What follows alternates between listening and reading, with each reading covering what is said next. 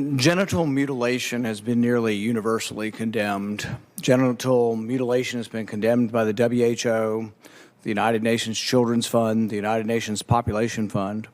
According to the WHO, genital mutilation is recognized internationally as a violation of human rights. Genital mutilation is considered particularly egregious because, as the WHO notes, it is nearly always carried out on minors and is a violation of the rights of children.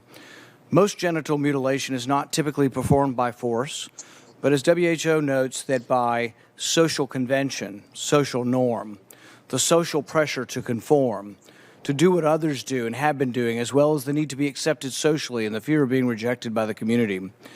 American culture is now normalizing the idea that minors can be given hormones to prevent their biological development of their secondary sexual characteristics.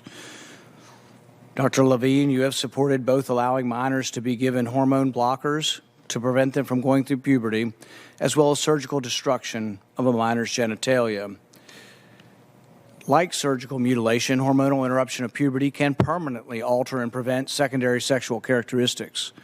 The American College of Pediatricians reports that 80 to 95% of prepubertal children with gender dysphoria will experience resolution by late adolescence if not exposed to medical intervention and social affirmation.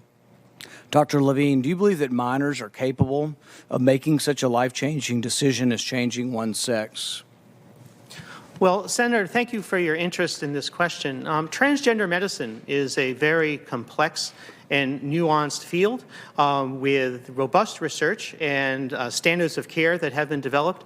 And if I am fortunate enough to be confirmed as the Assistant Secretary of Health, I would look forward to working with you and your office and coming to your office and discussing the particulars of the standards of care for transgender medicine. The specific question was about minors. Let's be a little more specific since you evaded the question. Do you support the government intervening to override the parent's consent to give a child puberty blockers, cross-sex hormones, and/or amputation surgery of breasts and genitalia? You have said that you're willing to accelerate the protocols for street kids. I'm alarmed that poor kids with no parents who are homeless and distraught, you would just go through this and allow that to happen to a minor. I would hope that you would have compassion for Kira Bell, who's a 23-year-old girl who was confused with her identity. At 14, she read on the internet about something about transsexual. She thought, well, maybe that's what I am. She ended up getting these puberty blockers, cross-sex hormones. She had her breasts amputated. But here's what ultimately she says now. And this is a very insightful decision from someone who made a mistake but was led to believe this was a good thing by the medical community. I made a brash decision as a teenager, as a lot of teenagers do, trying to find confidence and happiness, except now the rest of my life will be negatively affected, she said, adding that the medicalized gender transitioning was a very temporary, superficial fix for a very complex identity issue.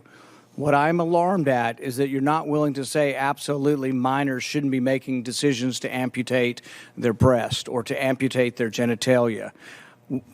For most of our history, we believe that minors don't have full rights and the parents need to be involved. So I'm alarmed that you won't say with certainty that minors should not have the ability to make the decision to take hormones that will affect them for the rest of their life. Will you make a more firm decision on whether or not minors should be involved in these decisions?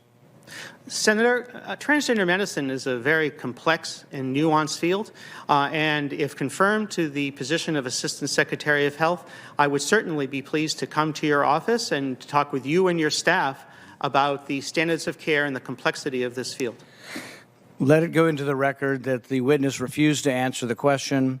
The question is a very specific one. Should minors be making these momentous decisions? For most of the history of medicine, we wouldn't let you have a cut sewn up in the ER, but you're willing to let a minor take things that prevent their puberty, and you think they get that back? You give a woman testosterone enough that she grows a beard, you think she's going to go back looking like a woman when you stop the testosterone? You have permanently changed them. Infertility is another problem. None of these drugs have been approved for this. They're all being used off-label. I find it ironic that the left that went nuts over hydroxychloroquine being used possibly for COVID are not alarmed that these hormones are being used off-label. There's no long-term studies. We don't know what happens to them. We do know that there are dozens and dozens of people who've been through this who regret that this happened and a permanent change happened to them. And, you know, if you've ever been around children, 14-year-olds can't make this decision. In the gender dysphoria clinic in England, 10% of the kids are between the ages of 3 and 10.